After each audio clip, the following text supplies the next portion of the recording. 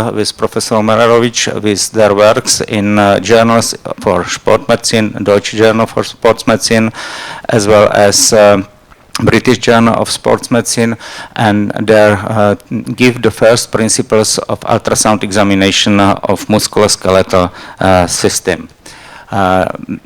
We can evaluate by ultrasound location of the anatomical structure, echo structure, shape, size, and volume of interested structure, relationship to surrounding tissues, demarcation, vascularization by power Doppler techniques or Doppler techniques, and certainly also compressibility, soreness, adhesions.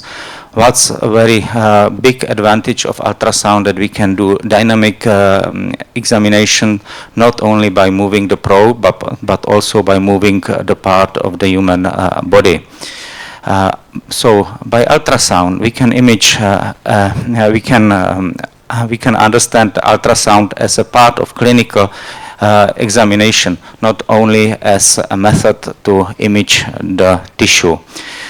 Use of ultrasound should be in real time, that means directly. Post-processing, that means we can show pictures, and invasive techniques, that means ultrasound guided invasive functions or operations. Certainly a part of ultrasound examination is also data storing. At first it was plain photography, now it's electronically directly putting the data into the computer. What's very important, that bones we can visualize from the surface, not in the depths, so the ultrasound picture look like this, and that was the problem why ultrasound was going so slow to orthopedics. But the surface is very precise, especially when we use high frequency probes, and we can see the healing of the fracture. The fracture is directly visible on ultrasound, as well as the healing processes. Here you can see the colors, the place where the fracture was happened. Next possibilities are also in forced position, so we can see bony surfaces, and in forced position we can see the differences between distances in quiet position as well as in stressed position. So these are two methods for examination of the ankle. The first one is method according Ernst and Coates from Germany. We can measure anterior talar drawing test. In this moment we measure the quiet position because between the tibia and talus. Another picture on the right hand side is the measurement of ventrolateral approach, is our own, and in this moment we can distinguish the distance through talocrural as well as subtalar joint. So if we do this two examination, we can distinguish if the instability is in talocrural or in subtalar joint or bones. So it's harmless without negative side effects, so it's better to use ultrasound than X-ray examination. Ultrasound can be helpful also in such diagnosis like osteochondromas. It's till now typical example for X-ray examination, but ultrasound can give us also the information about cartilage surface and growth potential of osteochondroma, and we can say, okay, here is the cartilage too high, and the growth potential of osteochondroma is also high, or there is no cartilage and it's only exostosis without any growth potential. It's very important for surgical treatment. Soft tissues certainly are the target of ultrasound examination.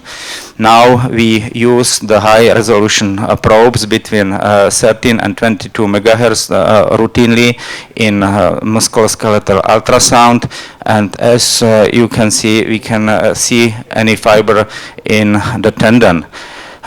Moreover, we can see vascularization of the region. Here is the pathological neovascularization of Achilles tendon. So it enables us to use correct treatment with sclerotization later on. So we have here a question about 3D. 3D is a millennium technology. It started in the beginning of this century, and first discussion was on ISMUS Congress in Stratford-upon-Avon. That time, Professor Graf said that 3D ultrasound picture should be like a translucent glass globe, and we can see inside what's necessary. So the reality is certainly every examiner should do his own 3D picture in his brain. That means by rotating or tilting the probe or moving the probe. But certainly we try to transfer this possibility also in electronic form. We must change our mind in the examination. The smallest piece of the screen is one picture element, pixel. But from the 3D picture, it must be the smallest cube. That means volume elements. And when we have the whole cube of these voxels, we can catch the 3D picture. And more, we can cut this cube and have infinity possibility of cuts, but normal we use the coronal or frontal plane. So now modern devices can do automatically the 3D scan. There are special probe which the linear probe is moving, and strictly parallel pictures prepares the sequencer for the 3D picture. The sequence looks like this. So, sorry, Professor Graf, but from these pictures is very difficult to prepare the globe, translucent globe. That's why we modified a little bit your possibility, and we use the glass block. And from this glass block, we try to cut our knowledge and pictures. From this translucent glass block, we can see the information. This is so-called transparent mode. We can see inside the block and cut it, certainly. But we can also model the structure inside by space reconstruction and surface mode. So this is the interesting area of image. Certainly nowadays also the small portable machines can do 3D pictures, but the work with this picture is a little bit problematic, especially the cuts through this picture is difficult and not very precise.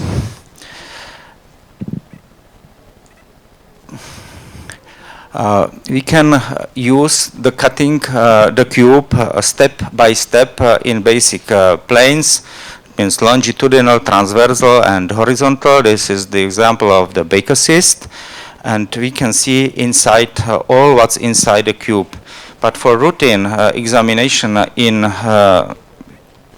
quick time, it's a little slow possibility.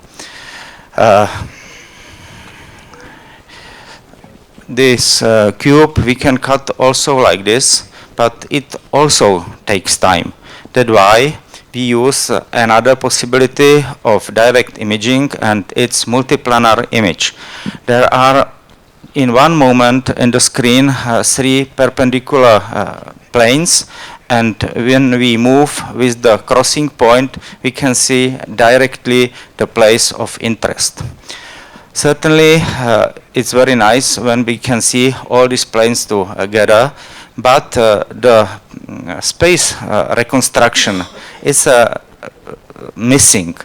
this moment we know that's a calcar calcaneus. This is Achilles tendon, pre-Achilles bursa, and this is the calcar. This too, but how it looks in spatial reconstruction. We can cut away all soft tissues, and in this moment stays only the bony surface. And now we can model by ultrasound the bony surface like by CT scans and bone modeling. So ultrasound is able to do also very big work with bone surfaces. Soft tissues, as I said, is the target of our interest. So this is modeling of space modeling of insertion of Achilles tendon. Here it's by automatic volume scan. Here it's freehand scan, and that's a mathematic wire model of this Achilles tendon. What's new?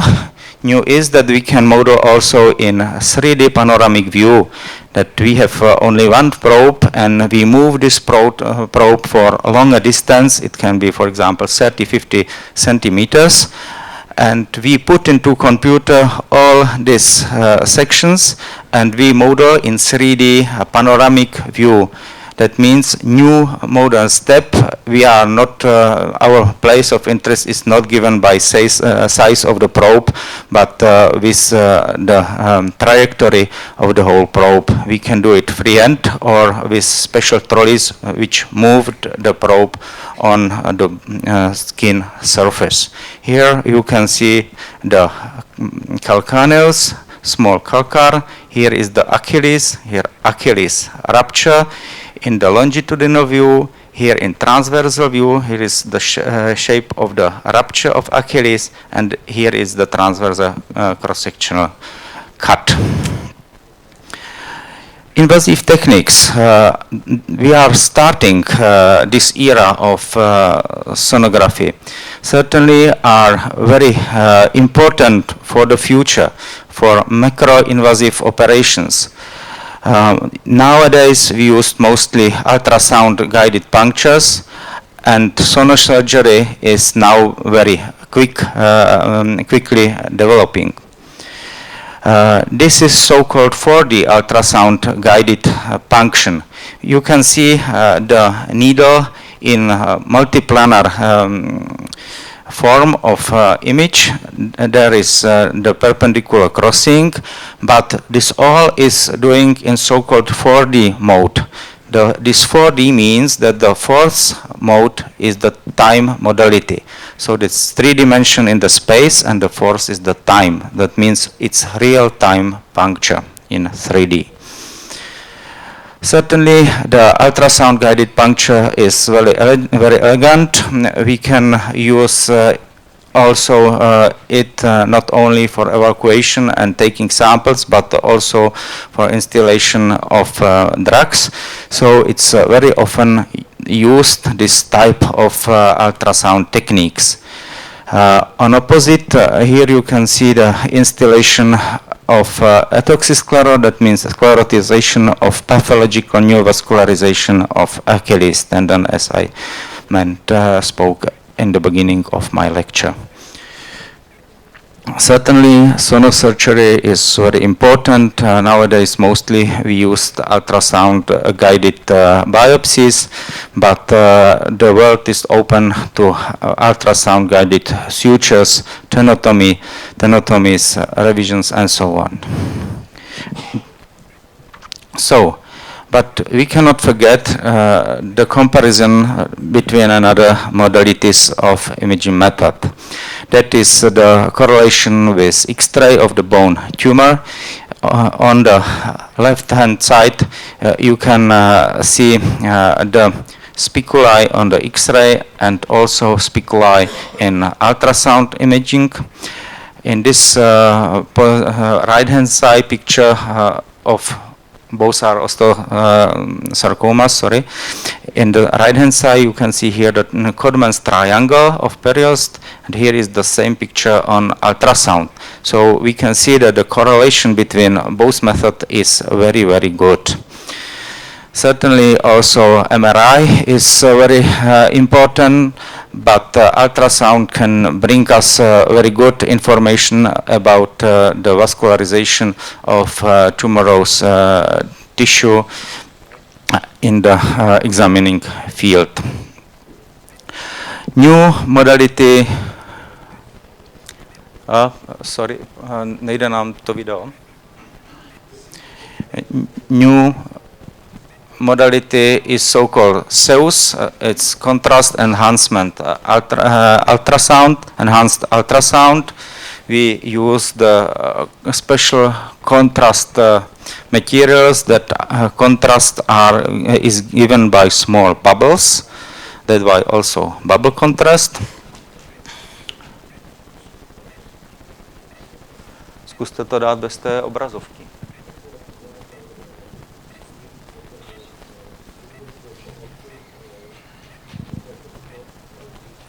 Just a moment.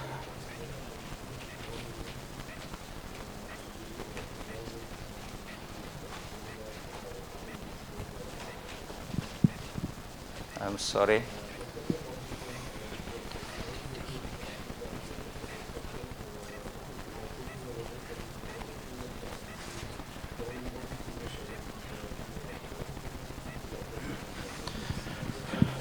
I hope that we will see the picture in a moment. So I will comment it before. So the more vascularized parts are better fused by this contrast materials, and we can see directly this contrast agent going to the place of interest, and in the end there are the crash of the bubbles, and we can see very nice the pathological structure. In special cases where it's difficult to distinguish by ultrasound between normal and pathological structure, can bring this contrast ultrasound very new information. What does he say?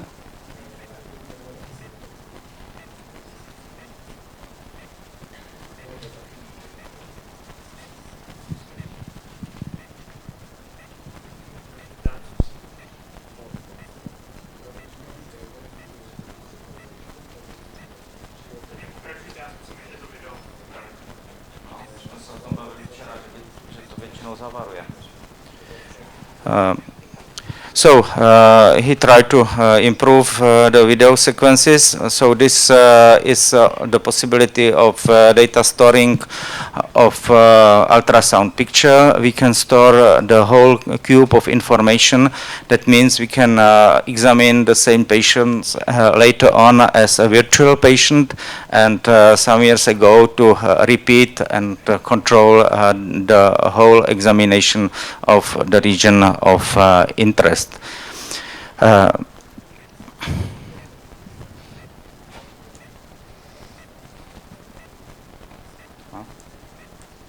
This moment doesn't work, nothing.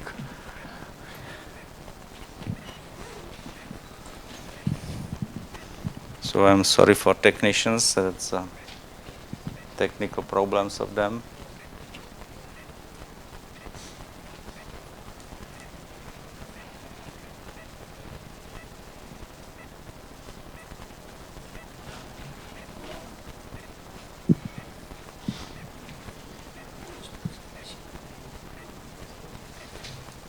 So I have to say that it's necessary to come back to help me. This doesn't work, nothing.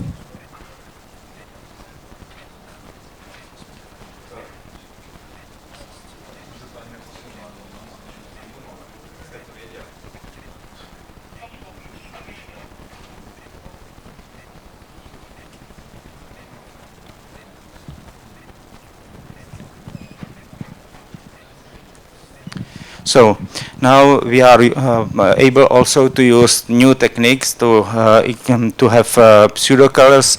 So pseudo colors we put mathematically to grayscale, and it enables us to distinguish pathological structure. That's one new thing. Another new thing is also so-called histoscanning. That is a mathematical method developed by Briel-Kier, and it's used routinely in that machines, and that's the evaluation of tissue distortion. This is a very new method, especially valid for tumorous structure, because normal examination by ultrasound examiner is approximately to mine 10% information of the ultrasound picture. With histoscanning, this information very rapidly is increasing. So in the end, we can go back to the sports medicine. Very good advice. Use ultrasound only together with clinical examination. The validity is increasing very good, because otherwise the false positive and false negative results are very often. These mistakes and artifacts we can have objective that are given by the method and machine, and subjective by mistake of the examiner. So to say in the end, we can that ultrasound is subjective and a little bit problematic. It's not specific, it's very sensitive, cheap, and ecological without negative side effects. So I think, I'm sorry you cannot see the contrasound and hounds, but maybe later on. So thank you for your attention.